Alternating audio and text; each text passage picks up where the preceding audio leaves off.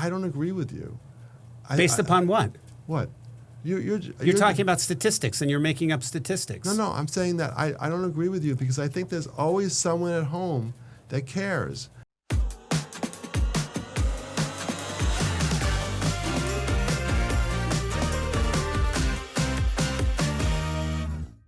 Before we dive in, it's important to remember that the information we provide is for informational purposes only. Every situation is unique, and decisions regarding your health or legal matters should be made after consulting with your own doctor or lawyer. Our aim is to inform and empower, but personal circumstances require personalized advice. Welcome to another edition of Justice in Scrubs. I'm attorney Richard Hastings, and I'm joined by my co-host, Dr. Jeff Michaelis. So we have a very special guest with us this morning in Tia Barnes. Tia, welcome to the show. Hi. Hello. So why don't we start off by talking about your journey, where you started and what you're doing now. Okay. I grew up in the South Bronx and lived in the Bronx and New York City for most of my life. Studied at Lehman College in the Bronx, got my undergraduate in psychology and early childhood education, and then moved into getting my master's in psychology and most currently my certification as a school principal and as a school psychologist. So I've worked both in New York State and I'm certified there, as well as in Connecticut. And I'm in my third year. I went into business for myself about almost 3 years ago. And that's the birth of Pearl LLC. So you wear a number of different hats. Yes. So you have the educational component hat, you have the health and wellness hat, and then you have the DEIJ hat that you have on. And we're going to discuss each of those aspects. But why don't you tell us a little bit about the health and wellness and what that entails and how that affects you and how big of a part of your life that is? So health and wellness has been a part of my life since I was probably about 35. At 35, I was diagnosed with lymphedema, which is typically a diagnosis that you would see in someone who is larger size or suffering with obesity. And that prompted me to look at what my wellness looks like, whether it's how I eat or what movement I'm doing. Once I started moving, once I started working out, I noticed that the lymphedema was lessened. And then on top of that, I became diagnosed with high blood pressure, which is hereditary for me and my family. But when the doctor said that it's manageable by movement, by eating well, then that started my journey because I had to look at, well, what can I do to stay off of medication? And you know, it's funny, we've had a number of podcast episodes where we've discussed health and wellness, and 80% of your health or your ill health can be related to being obese or overweight. Absolutely. And then lifestyle choices you make as a result of that. So why don't you talk a little bit about DEIJ and how that kind of mixes with everything that you're doing? So I would like to say that I have been a practitioner of DEIJ before it became DEIJ. And why don't you tell us what that is for those that don't know? Okay, sure. Diversity, equity, inclusion, and justice. Did they just add the J? So different people use different forms of the letters, right? So some people say diversity, equity, inclusion, and belonging. And it just depends on a practitioner. For me, the J is important because it represents justice. Mm-hmm. And you can have the diversity, you can have the equity, you can have the inclusion, right? So you're going to bring in diverse candidates maybe into your employment. You're going to look at your practices and see if they're equitable. You want to include people in the processes that you have. But the justice piece looks at eradicating or mitigating the policies, procedures, and laws that we have that causes those inequities. So for me, if you don't include the justice, then it's performative. And then Jeff wants to jump into the DEIJ a little bit deeper. Yes, that's really interesting about adding the justice, because if you look at, it's not only laws, but it's how they implement laws. Right.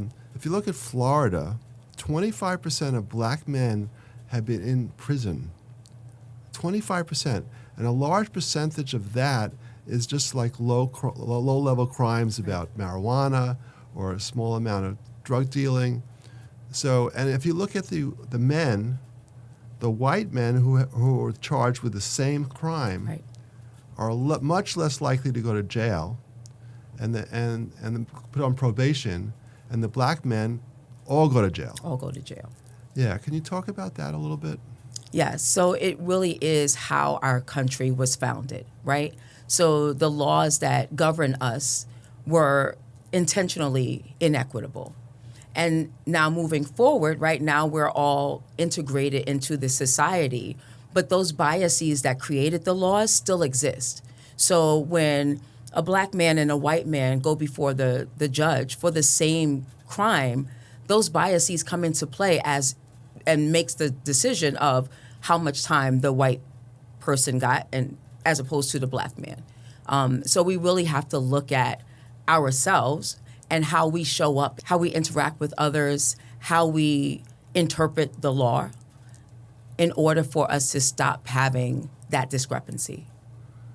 So I know we've had conversations with this before, and I think it's academically unfair to just say that more black people get incarcerated than white people for exactly the same crime. And to mention that if you have a black person and a white person, I think at this particular point in the evolution of our country, you're going to have people being judged the same way. White, black, brown, Asian, whatever the population is, because there's so many eyes on the jurist to make sure that this doesn't happen. So I understand conceptually what we're talking about, but I think that there's so many complications that are involved in this that it's not fair just to say because of this, that happens. I think it depends on what state you are in the United States. And I think, we live in the Northeast here, right? And Northeast is totally different than the South. Let's go way back. Let's start with after the Civil War. Mm-hmm. The federal government was controlling most of the justice, and then eventually they gave it up to the states. Right. And then the Jim Crow laws came up, and they totally changed everything. Right. And that led to migration. A lot of the greatest migration occurred around that time when the black community really moved towards the Northeast and away from the Jim Crow laws. Right. And so I think it's very regional. And back then, I was reading this book called The Warmth of Other Suns. Mm. And it's amazing. If a black man looked at a white girl, he can get hung. He would get killed by the justice system. It was crazy. So that's why there's this great amount of migration right after with reaction to the Jim Crow laws. So I don't know. Do you want to talk a little about that? Sure. So my family, I'm a product of that migration. My grandmother grew up in Jim Crow South, and her and my grandfather moved up north looking to get away from the laws of Jim Crow, the effects of Jim Crow, even after Jim Crow was supposedly banned, and moved into New York looking for those opportunities. So I am a product of that migration. And I'm a product also of, I hear you, but I also disagree with what you're saying in terms of the lenses that everyone look at is more, hopefully I'm interpreting it well, is more level than saying that it's black or white. We still are dealing with a lot of those biases today. I don't disagree. We still deal with those biases. So a black man and a white man can go to court with the same offense, and one still gets sentenced differently than the other. Some of it is regional, but I think some of it is a lot of the lived experiences that still exist in people. Right. But there has been a large evolution, and we'll go to the United States Supreme Court. I think in 1896, Plessy versus Ferguson was decided, which said separate but equal was acceptable. Right. In 1954 or so, Brown versus the Board of Education, which was argued by Thurgood Marshall, said that separate but equal was no longer a valid constraint to have. So over time, there has been this evolution. And I don't disagree with you that there are biases that result. And we had to talk about this, that and it's something as simple as if you're walking down the street at night on Fordham Road in the Bronx, and it's 2 o'clock in the morning, and there's a white person behind you, or there's a black person behind you, would you feel differently in those situations? And I think the answer is you might. Right. And why? And it's because of these implied biases. Yes. And I agree with that. So I just wanted to get to that point and then talk about the DEIJ and how that comes into play with larger entities like school systems, like corporations, like organizations that have large numbers of very diverse team members. Right. So let me talk a little bit about DEIJ and the school system. So the purpose of having DEIJ policy lenses, a committee, is to look at the laws and the policies and procedures that we have currently in school systems and to look at how that impacts all students. So our school system was not set up for Black and brown people at all, but we are still governed by the expectations that were put in place long ago. The reason now to have DEIJ present and prevalent in a school system is so that we can undo, mitigate, level the playing field. So I think about a school system, I think about a state like Connecticut. Very small state. We have 169 municipalities here in Connecticut. And I can walk in a Bridgeport public school and see one thing, walk down a few blocks into a Trumbull public school and see a totally different thing, a totally different way that instruction happens, totally different in terms of the expectations, totally different in terms of the supplies. We still have so far to go because in a state like Connecticut, with all of the resources that we have, you can go to different school districts and based on urban or suburban or rural and see an enormous amount of difference in terms of how we educate our students. Give me 3 examples. Okay. So Bridgeport Public Schools, that's a school district that's predominantly students of color. Mm-hmm. The staff is predominantly white. In terms of the resources that we get, in Bridgeport, we don't get the same amount of money per student as you would, let's say, Trumbull. So in Bridgeport, you might get, here's a great example. At the beginning of the school year, parents get a list of supplies that they ask to bring in. Right. You don't walk into Fairfield and the supplies are there. The parents don't have to contribute to the supplies. So that's one of the examples, and one of the reasons why they do that in Bridgeport is because they don't have the funding to supply pencils and books, and so they look to the parents. But isn't that a little backwards? Because the parents are the ones that may be struggling financially. So I guess the question I have for you is, let's assume we could level the playing field and they would get exactly the same supplies, exactly the same teaching staff, exactly the same resources. Is the claim that the predominantly African-American students would then do better as a result of those increases in resources? So it's not just the increases in resources. It's a lot of the mindset of the staff, right? So then you have to work with the staff. So if I'm a staff, let's say I'm a white teacher, what are my expectations of my Black and brown students? Are those expectations lower than they would be if I worked in a district like Fairfield, which is predominantly white?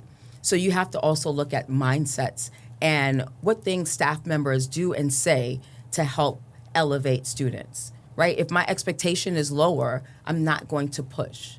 If I have certain biases about students who are coming from families that are struggling financially, I'm going to address those students differently than I would in another space. So it's not just about resources, but it's also about helping staff to level up their mindset so that their expectations are high. And then one of the challenges I have with that scenario, and I buy into it, I agree with you, is that in the school setting, the teachers are almost surrogate parents at that point.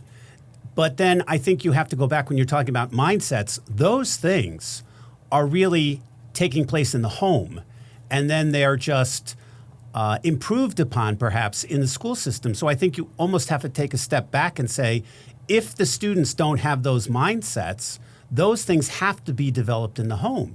And encouraging kids and telling them they could do better and do more.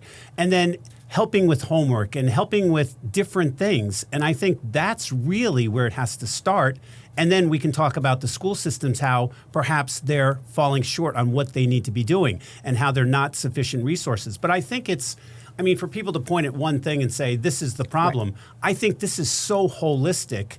But at the core of this whole challenge, I think, is having a strong family to set what you're talking about. I mean, the mindset is so very important. To go to school and think, yes, I can get good grades. Yes, I can study and do better. Yes, I can go to college. Yes, I can go to graduate school. Yes, I can get a great job. To an extent, I agree, right? So they say it takes a village. So it's not just one component over the other. It's the whole village, right? So from home, there has to be that work that's done with the students to impart that you can, right? And then when they get to school, it has to be further exacerbated. It has to be further taught. It has to be, that teacher has many hats, right? So you have to look at all of the pieces. So I'll use my own life as an example. I was born and raised in the South Bronx. My mom suffered with alcoholism. Well, let me just stop you. So for people that don't know, yes. The South Bronx is not the best area in all of Manhattan or all of New York City. It's a tough area. The South Bronx, when I was growing up, yes. So I just want to put that in perspective. Tough area. So it's not like you're living on Park Avenue in Manhattan. No, I did not grow up on Park Avenue. So the South Bronx is, So, okay, I'll paint the whole picture for you. I grew up in the South Bronx at the time where crack was on the, high, right? So when I walked to school, I walked over crack vials. Poverty was our norm, right? And so that is the canvas in which I grew up. Also, gangs was a big deal, right? Gangs were a big deal, I want to say, in my experience, in my area of the South Bronx. In elementary school, no. Okay. But once I got to middle school and then high school, I went to high school in Harlem, gangs were huge. There were times where we went on lockdown because there was gang activity outside of our school. Mm-hmm. Me growing up, that was just starting. Now in some areas of New York and other urban areas, that's the norm. Right. I remember when I worked in Bridgeport, there were so many times the school went on lockdown because of the activity outside the school. So, can I just say something? I think there's no question about it. I think what we're talking about is there's a problem, right? Yes. There's a huge problem. And then we also need to talk about how, like you said, the finances is different. In the school district. Right. And the schools are everything, right? How do you get opportunity? You get opportunity through education. How do you get better? You get better through education or certificates, as my mother would say. Right. Yes. So a school district is huge. Now, let's talk about the potential fixes, right? Mm-hmm. I'll give you an example. My stepson is a teacher, and he got an opportunity to teach over the summer these low-income kids that were smart. And they were preparing these kids to go into a specialty high school, because New York City has all these specialty high schools, right. Bronx Science and all these things. So they were basically preparing them. And they also not only prepared the kids, they prepared the parents, which is huge. Because what you said is a lot of it is the parents don't have the wherewithal to help the kids, because the kids, there's only a certain amount that the teachers can do, right? The teachers can help but you really need the parents to be involved, or the relatives or whatever it is to be involved. So this program was so fantastic because it not only helped the kids prepare for specialty schools, but it helped the parents do that. Okay. And this is fun. This was funded by some great organization, and that's the type of thing that I think is fantastic. Now let's look at the other side. Mm-hmm.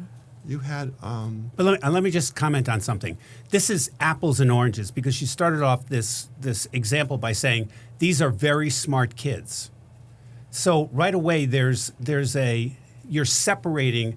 You're saying to these kids they're very smart. So you put them in a special program. So you're encouraging them through that. You can't make, if there are 100 kids in a class, you can't make 100 kids smart. We wanted to take a quick break to remind you about our sponsor, findagreatattorney.com. Dealing with the aftermath of an accident or injury can be overwhelming. And the last thing you want to worry about is finding the right lawyer. Findagreatattorney.com simplifies the process by connecting you with one of the top attorneys in your area who specializes in your specific type of case. Whether you've been injured in a car accident, suffered a slip and fall, or experienced medical malpractice, Findagreatattorney.com has a network of experienced lawyers ready to help. And remember, their service is completely free, so you can focus on your recovery without worrying about the cost of legal representation. If you or someone you know needs legal assistance, don't hesitate to visit findagreatattorney.com and let them match you with one of the best lawyers in your area for your needs. Right, but this is an example. What I'm trying to get at is instead of, they're talking about getting rid of exams for these specialty schools. Mm-hmm. And that's turning these specialty schools into mediocrity, right? So you really want these specialty schools to be you can't just you have to not only give these kids opportunities, but you have to show them the way. You can't just blanketly say, oh, you can go to Bronx Science because you're black. So I think we really need to talk about it and look at the ways we teach or the ways we help people, right? Now, yes, you just this is an example of just taking care of smart kids, right? Right. I think it's a bad example to say, this is how we can solve the problem. Right, but this is just an example of how we can do it. And then we can then go on to maybe kids that aren't on the top 10% or something. But this is an example of how to help kids get to another level, because you're helping the parents teach these kids. And there's a lot of foundations out there that have a lot of money and then want to help. So I think a lot of times you can use the summer to teach these kids, to help them and give them the opportunity then to get better, and also allow the parents to get better, instead of just blanketly allowing these kids to go to specialty schools just because they're a minority or just because they don't have the opportunity. You want to give them the opportunity, but you want to make them to work for it. And you want them to achieve, okay? But you can't just blanketly give people. And that was the problem with I really think some of the diversity things, just blanketly give people access to things. But you want to give them opportunity, but you also want to make them work for it. You can't just give them stuff without making them work. And I think that's because we got to be really careful about that. We want to help people that don't have the opportunity, but we don't want to blanketly give them things. And I think that's what we did for many years. We can go through welfare and stuff like that. But that's I think the reaction to a lot of people that say this diversity thing is crap, because you're just handing people things. You can't just hand them things. You have to make them work for it. You don't make them work for it. You have to get buy-in. There is a lot to unpack in what you just said. Right. Let's even start with the testing. So a standardized test is not the only way to see how a person learns or where they are in terms of achievement. but it's the standard way of the land because that's what's been established already. I'm in agreement with getting rid of some of these tests because it's not the only way that we can measure how students learn. So I think that's one thing, right? So we have to think about the child holistically. Who's the whole child? How they test is not the end all to be all. In terms of access or in terms of people working for the access, if that's the argument, right, that we can provide those access to certain things, but they have to work for it, then how do you explain the people that work hard for it but get denied because of a disability agenda or the color of their skin? How do you explain that? Well, I think you need to give everybody equal opportunity. Okay? So why do people not have the same opportunity? Because a lot of this testing is not. You want to talk about the testing? Well, no, it's not applicable to. We're talking about an easy fix. We're talking about if you do away with testing, and you're talking about you're having these kids that are told they're very smart, and then you get buy-in from the parents. I think the most important thing in this situation is buy-in from the parents, who can be the engine behind. Let's go study harder, do well. Let's go to the next level. Right. So you should not only be teaching the parents of the smart kids, you should be teaching the parents of other kids that might not know how to go to the next level. So I think that's just it was just a small testing or a small thing that they started. But your point is well taken. Maybe it shouldn't just be for the smart kids. It should be for every kid. But then you have to get parent buy-in. So if you put up advertisements all over saying we're having this program, please come to this meeting so we can teach you how to become better at parenting and teaching. I'll give you an example. My daughter is what's called a board-certified behavioral analyst. Mm-hmm. She develops programs for kids that learn differently. Right. The best day of the week for her with these kids is Friday, because she's had them Monday, Tuesday, Wednesday, Thursday, Friday. Right.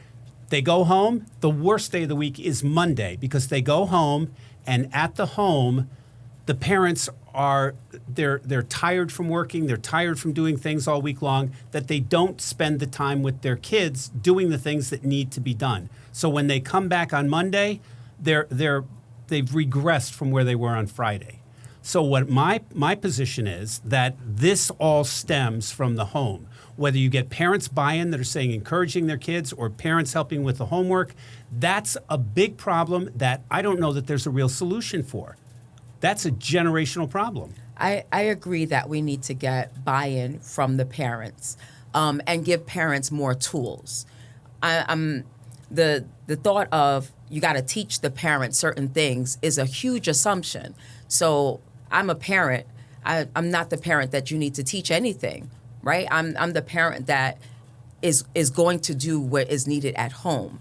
So I don't want to assume that all the parents of my students now are not like me. But I want to find out what the tools are that they need, so that when the child comes home, that support is at home, right? So that help with the homework, or that cheerleader to say that that you're I want to make sure parents have the tools, but I don't want to assume that parents need to be taught how to work with their students at home. So maybe this program worked on the kids that were smart, but maybe we should have a program that's working on the kids that are not performing well. They do have a program. It's called School. No, it's School, but wait, I'm talking about helping the parents. Okay, how do you help the parents unless there's buy-in? The answer is you don't. Well, what can you talk about that? Yeah, so it runs the gamut, right? So in a typical, there's no typical. In an urban school, let's say like Waterbury school system, right? You have parents who are there, they're on it. They are meeting with the teachers. They're following what the student is doing online. They're all involved. And then you have some parents who are not. And one of the things I try to help people to understand is just because it doesn't look the way you think it looks at home, or you think it should look at home, doesn't mean that parent doesn't care, or doesn't mean that parent is not involved or engaged. Some parents are working 2 shifts, So by the time the child gets home, the parent may not even be home yet because they're still working. So we do have to figure out ways to provide tools so that parents can understand what their child needs and be a part of meeting that need. Let me ask you the last question on Sure. this subject, and then we can move on to the DEIJ. So let's just make up numbers. You grew up in the South Bronx. You don't have perhaps a supportive family structure at home. You have a mother who is an alcoholic, and you have different things going on at home that aren't really positive. So let's take 100 kids from your neighborhood. Mm-hmm. I would suggest to you that you're in the top 5% of people that you grew up with. Mm-hmm. You all grew up in the same neighborhood. Right. You didn't have the support at home. Nope. You went to the same schools. How come you're successful and the others aren't? Because while my mom wasn't able to provide that support, I had a supportive grandmother. So there was someone in my family who was that cheerleader, who was that push, who motivated me to always do my best. And people handle trauma differently. So my trauma response was to pour myself into school, right? So as long as I'm doing everything I'm supposed to do in school, they'll never call home, and you'll never see who my mom is. So for me, that's how I dealt with trauma, and having that grandmother that pushed me. Everybody may not have the additional supports outside the home that I did. And I think that's what is so important in these situations. And I would have thought you would have said, I was just different. I motivated myself. I got going myself. I know what I wanted. I know what I needed. I knew how to get it. But what you're saying is this core kind of family structure that helped you. Right. Right, that's the point. The point is that you assume that there's nothing at home. You're assuming that because this kid is poorly, not doing well, you're assuming that they don't care. So I don't agree with you. Based upon what? What? You're talking about statistics, and you're making up statistics. No, I'm saying that I don't agree with you because I think there's always someone at home that cares. Now, part of it could be because they work 2-3 shifts and they're exhausted, right. Or part of it is that they don't have the tools. But I think we can agree that this is a problem without a solution. I don't think so. I think there's a solution. What's the solution? The solution is give the parents tools, and I don't think we do that. And I think there could be programs out there to help the parents and give them more tools, and I think that we can identify which parents care, right, and figure it out. Sure, there's going to be some parents that don't care at all, but there's some parents that don't care at all in white communities or rich communities too. All right, and I would just completely disagree for the record on what you just said, but let's move on to DEIJ. Okay. So tell us why that's important in all aspects of, we'll call it the workforce, whether it's school, whether it's corporate America, whether it's organizations. So understanding that DEIJ at its foundation is built upon the understanding that the laws, the policies, the procedures that govern our country are inequitable. So you have to understand that at the very foundation. So if everything that we are built upon is inequitable, how do we then level out the playing field so that there's more equity in a workspace? So it's important for everyone to know and understand that so that it's being addressed by everyone. So my boss needs to understand that some of the policies that he may have in place are inequitable and does not provide for me a community of belonging in my workspace. So my boss, it's his responsibility to understand the things that are happening that are inequitable so that myself and all of my colleagues have equal access to making decisions or equal access to resources or having a voice at the table. What's an example of that? So the two of us work together. You're a black female, I'm a white male. How is there a difference that needs to be addressed? So one of the first things that you could look at is equity in pay. So in this country, if you're a woman, you make less money than your male counterparts. Organizations that understand that that's a problem, they get rid of the inequity in pay and pay people what they are worth. So I'll just stop you and ask a question. Yep. If that were true, which I believe it is not. It hasn't. Which part don't you believe? About women make less than men. Why? It's absolutely true. Why wouldn't companies hire women and save a lot of money? It's absolutely true. Why wouldn't they hire just women then? Because why would they just only hire women? Just to save money? Yes. Absolutely not. Why not? So you want to have men and women in your company, even though it might save you money. You know that there is strength in having both genders working for your organization. Why would you dilute that strength? Because, and I've heard this argument before, that women make 77 cents on the dollar compared to what men make. That sounds about right. Men go into typically higher paying occupations or professions. Women, if you look at Maslow's hierarchy of needs, at the top of the pyramid for men is career, at the top of the pyramid for women is family. So there are different roles that women and men have. And I'm not saying that goes across the board, but there are reasons men work longer hours than women generally. So there are reasons why men make more money that have nothing to do with the fact that they're in higher paying professions. They study things like science and math. They study things like engineering. They work longer hours. And those are the reasons. And perhaps for many men, their career is more important than their family as it would relate to women. So there are many things that go into play with that. Oh my gosh, there's so many assumptions that you just stated. So I'm talking about two people who go in for the same level job. I'm not talking about the man who's the lawyer and the woman who is the administrative assistant. That's not what we're talking about in inequitable pay. We're talking about two people who go out for the same job. That's what I'm talking about. And one who is a male may get more money than the female. You look at their resumes, it is almost identical other than the fact that one person's a woman and one person's a man. That's what I'm talking about. Those inequities exist. And I agree with you. I don't know that they agree that they exist systematically as much as you could look at any situation and say, this is not fair. And you could say that in any situation regarding whether it's pay or treatment or promotions or time off or whatever goes on in a company.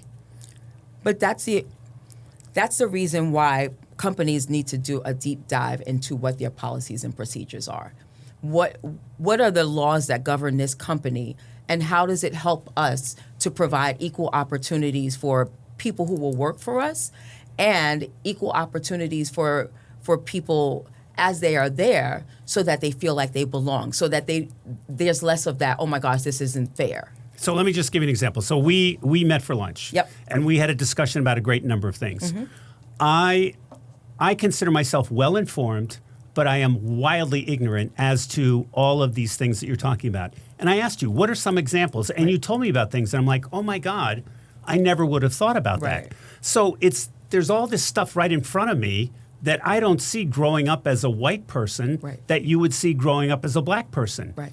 And it's interesting. I think the greatest part of this is opening the eyes of people like me to say, hey, do you know this is a problem? Or do you know this is not right? Or do you know that? And when you really look into it, you say, yeah, you're absolutely right. And a bigger part of that is it's not just me opening your eyes. You have to be willing to open the eyes. Right. Right. So as we talked and you brought up things that you didn't understand and I shared more understanding, it's because you were open to that.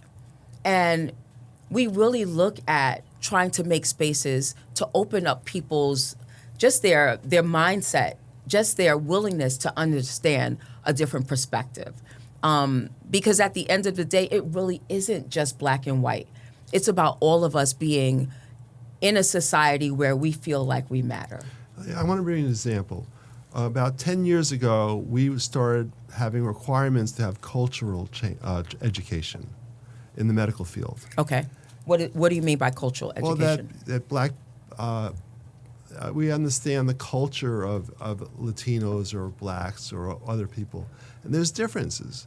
There's differences of how the home life is. There's differences, this social determinants of health is a big deal in some families or some communities. So I think that was amazing and it was so helpful to understand how culture or differences impact your health.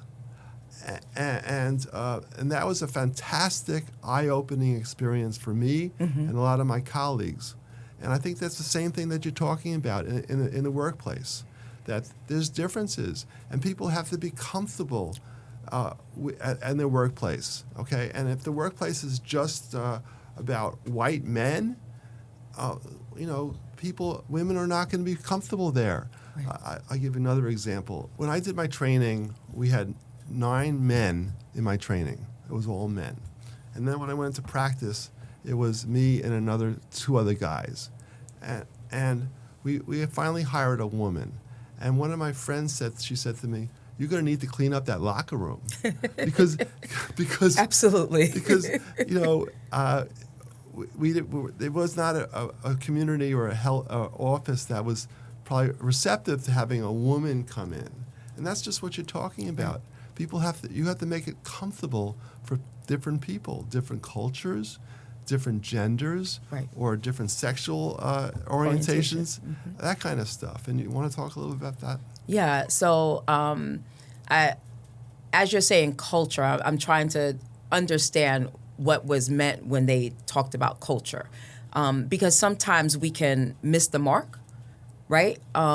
Where we're talking just about how people dress, the food they eat, the music that they listen to. But I'm also hearing that you're talking about values, right? Different cultures have different values. So in American culture, where you look somebody in the eye when you meet them, you shake their hand firm.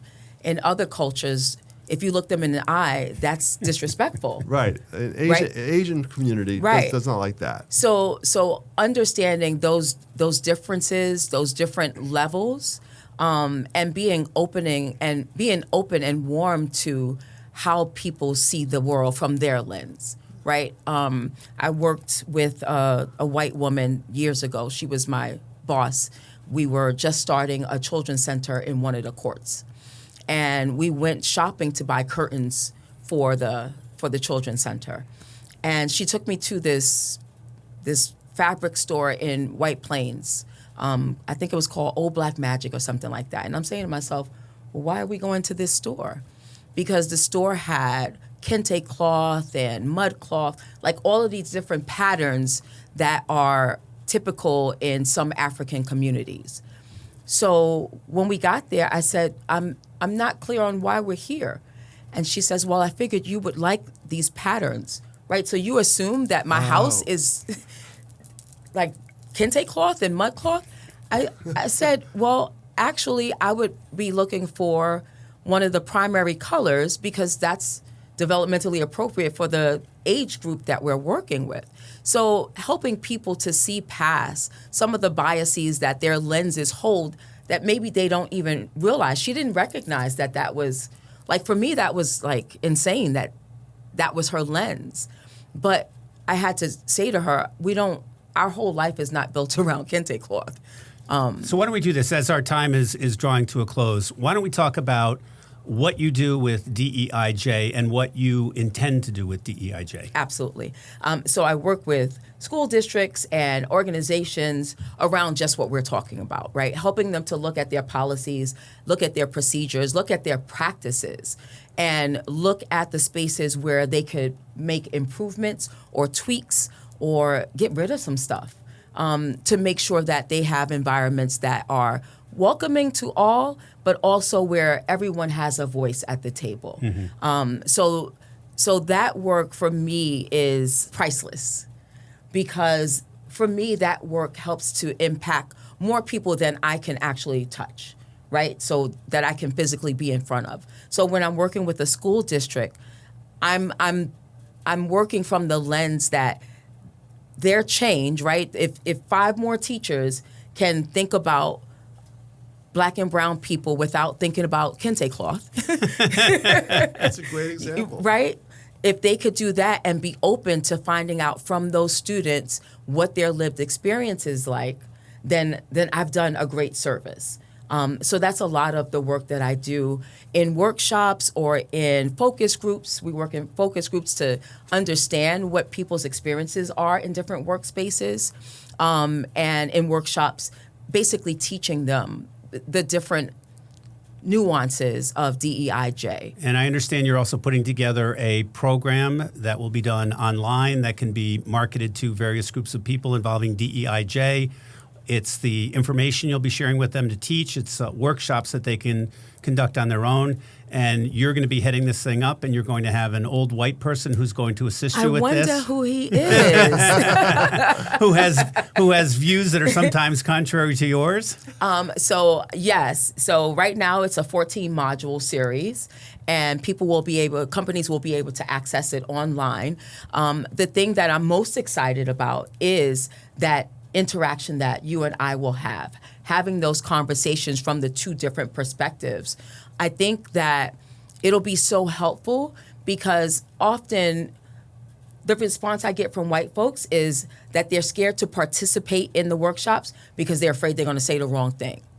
And my response is there's no wrong thing because this is about learning, right? So if you say my hair looks like cotton, I'm going to shift your understanding and help you to learn why that is not a good thing to say to any black woman, what the historical perspective is, and how do you move forward in that relationship. And I think the nice thing about this program that we're putting together is the fact that you have somebody who is very, very passionate on, we'll say, one side of the table, right, and then somebody who's quite ignorant on the other side of the table. And I'm very willing to learn, but you're not going to just sell me things that I'm going to say, oh, I completely agree with you. If I don't agree, I'll tell you. Absolutely. And I think the back and forth is what people need to see, that you can disagree on different areas and still be in relationship. Mm-hmm. Like, I think that's very important because people are scared to ruin relationships at work.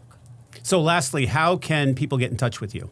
Okay, so on Instagram, it is I am Tia Barnes, and that is TIAH. That's how you spell Tia, and Barnes like Barnes and Noble.